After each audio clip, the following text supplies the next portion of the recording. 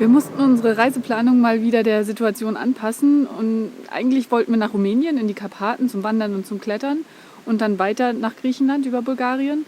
Aber leider hat Ungarn die Grenzen geschlossen und deshalb mussten wir jetzt wieder ein bisschen umdisponieren und wollen über Österreich und Italien weiter nach Süden. Mittlerweile sind wir in Österreich. Wir sind gestern reingefahren und hier ist ja auch Mautpflicht. Und da wir über 3,5 Tonnen wiegen, müssen wir eine streckenabhängige Maut bezahlen. Und wir hatten eigentlich gehofft, wir haben uns für Norwegen haben wir uns schon mal so eine Box geholt. Das ist über so eine dänische Firma haben wir die geholt.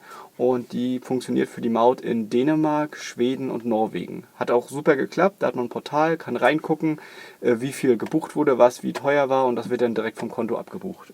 Waren wir sehr mit zufrieden. Das sollte angeblich auch für Österreich funktionieren. Wir haben sogar einen Zettel mitbekommen, wie das funktioniert und so.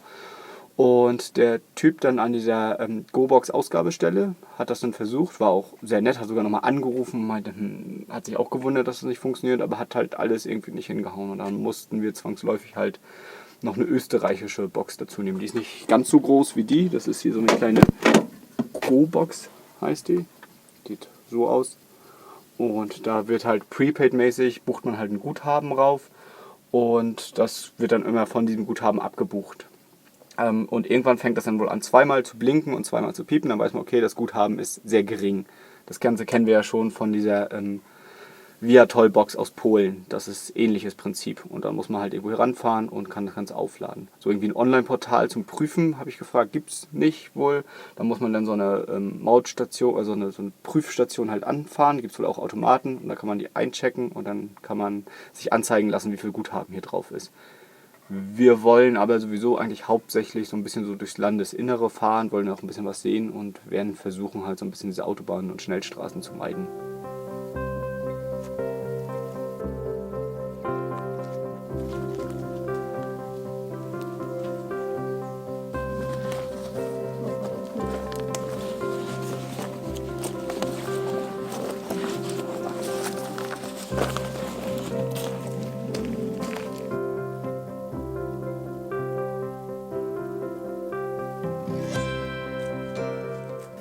Wir sind jetzt hier auf dem Peilstein-Erlebniswanderweg und hier soll es auch ein paar Kletterwände geben, an denen man dann schön klettern kann.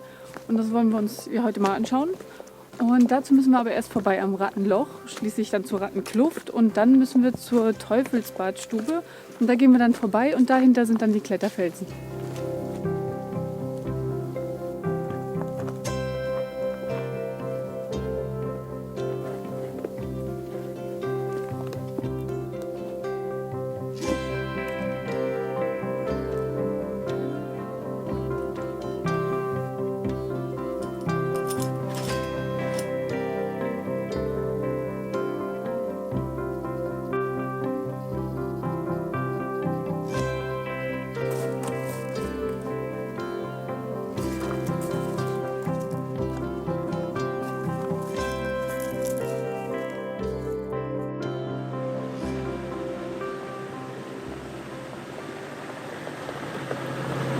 Wir fahren jetzt hier langsam durch Österreich und gucken uns das Land halt so ein bisschen an. Das ist echt schön und hier gibt es ja eine ganze Menge zum Klettern und zum Wandern und wir fahren auch am Tag eigentlich maximal 100 Kilometer und ja, noch ist das Wetter top, ist noch relativ warm, weil zu warm manchmal, aber man merkt schon hier in der Höhenlage, wir sind jetzt hier fast auf 800 Meter, da wird es nachts doch schon immer deutlich kühler.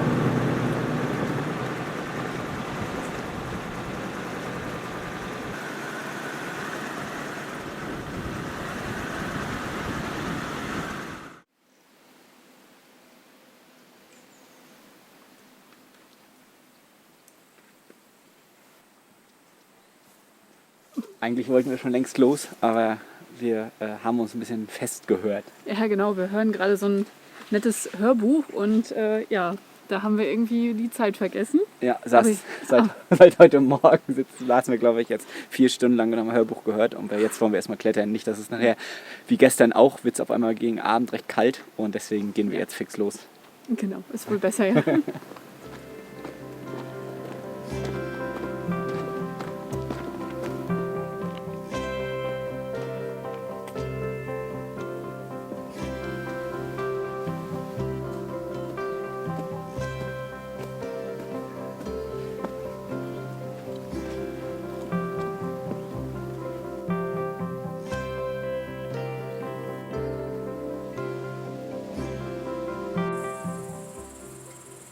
Ja, wir haben uns heute Morgen schon gewundert, was immer so riecht. Jetzt wissen wir es. Wir kamen gerade vom Klettern zurück und hier ist halt so Heu, das halt so vertrocknet und das liegt so Holzstückchen drin und das quösert so richtig vor sich her und qualmt extrem. Machen wir jetzt mal ein bisschen Sand drauf.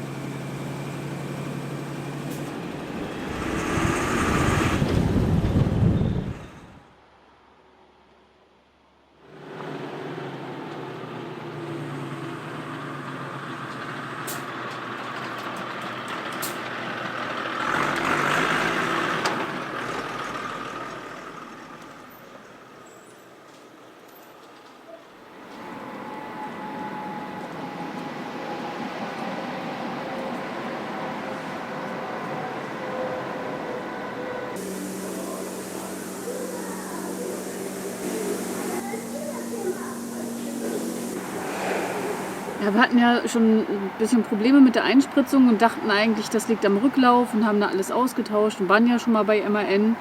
Und leider ist es das anscheinend doch nicht und es sind die Einspritzdüsen voraussichtlich. Und jetzt sind wir wieder bei MAN und haben die ausbauen lassen, weil wir das richtige Werkzeug nicht dabei haben. Und nun wurden die eingeschickt, hoffentlich hier im Ort, nicht zu weit weg, damit es geprüft wird, ob das irgendwie neu abgedichtet werden kann. Und dann hoffen wir, dass wir die bis heute Abend wiederkriegen, damit wir sie wieder einbauen können. Hoffentlich dicht, damit wir dann weiterkommen. Aber ansonsten müssen wir halt in Klagenfurt noch 1-2 Tage warten.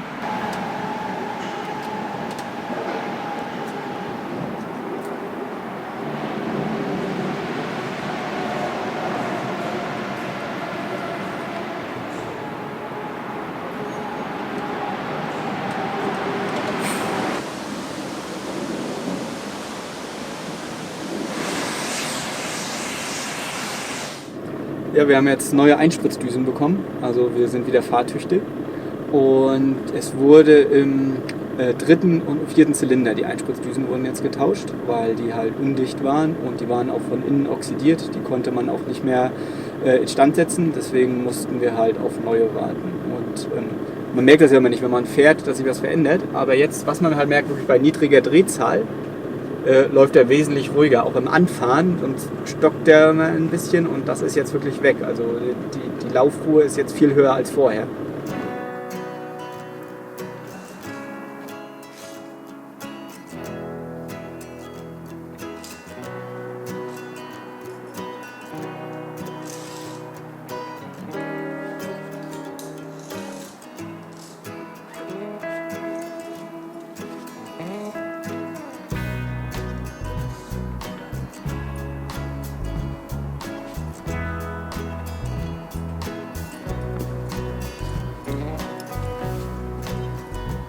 Wir sind hier an der Peterlewand, das ist ganz in der Nähe von Klagenfurt und hier gibt es verschiedene Klettersteige und ganz viele verschiedene Routen, die man klettern kann in verschiedenen Schwierigkeitsgraden und hier verbringen wir den Sonntag.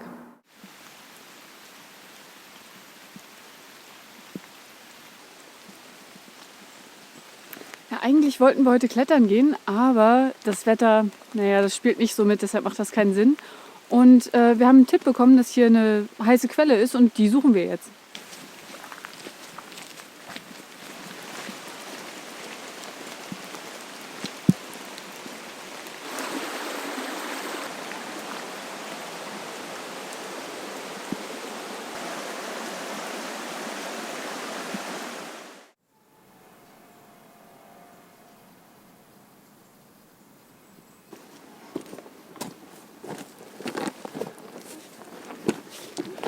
Wir sind hier am Canziani-Berg und hier ist ein richtig schönes Klettergebiet.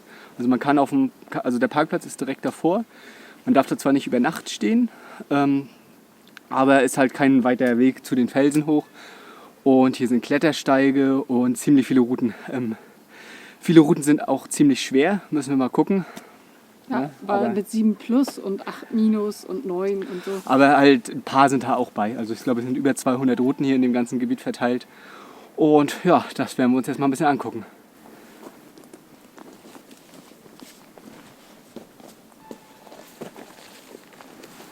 Ja, den Tipp haben wir bekommen und sind auch recht froh darüber, weil wir wahrscheinlich sonst einfach vorbeigefahren wären. Eigentlich wollten wir auch gestern schon klettern gehen, aber es hat die ganze Zeit geregnet und die meisten Wände sind jetzt auch immer noch nass. Die Sonne kommt zum Glück raus und trocknet alles ein bisschen ab und wir hoffen, dass wir nicht nur eine Route, sondern auch noch ein paar mehr klettern können.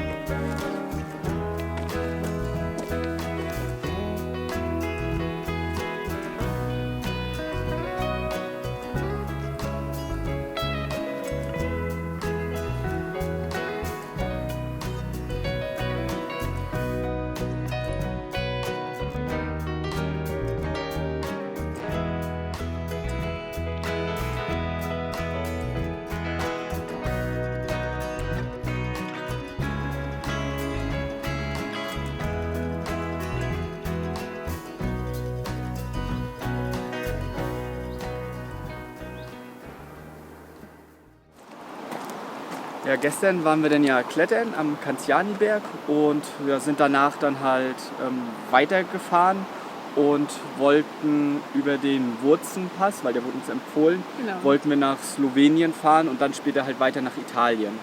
Ja, aber der Wurzenpass, der ist leider nur freigegeben für slowenische und österreichische Staatsangehörige und deshalb durften wir da nicht rüberfahren. Warum das jetzt so ist, wissen wir nicht. Keine Ahnung. Also standen überall Schilder auch schon an der Hauptstraße, dass da eben die Durchfahrt für andere Staatsangehörige gesperrt ist. Genau, und deswegen haben uns eine Tankstelle rausgesucht, haben erstmal unsere Mautbox, wir hatten uns jetzt Genau. am Anfang für Österreich so eine Mautbox geholt, weil wir eigentlich nur durchfahren wollten. Ja. Und da haben wir, glaube ich, so 150 € aufgeladen. Das ist also ein Genau. Prepaid-System. Und ja, wir sind eigentlich so gut wie gar keine Autobahn gefahren. Ich glaube, da ging nur 1-2 € runter. Ja, nur weil wir zur Mautstation Genau. mussten, sind wir auf die Autobahn gefahren, ansonsten hätten wir das gar nicht Ja. gebraucht. Und ja. ja, dann sind wir halt hin und haben halt das umtauschen lassen, ging auch problemlos und haben halt das Geld dann zurückbekommen Ja. und sind dann halt gleich weiter nach Italien gefahren.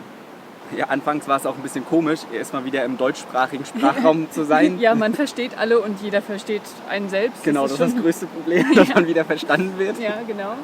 Aber die Leute waren so freundlich, also wir waren teilweise so überwältigt von der Herzlichkeit und von der Freundlichkeit der Leute. Also für uns als Norddeutsche ist das vielleicht ein bisschen ungewohnt, weil ja...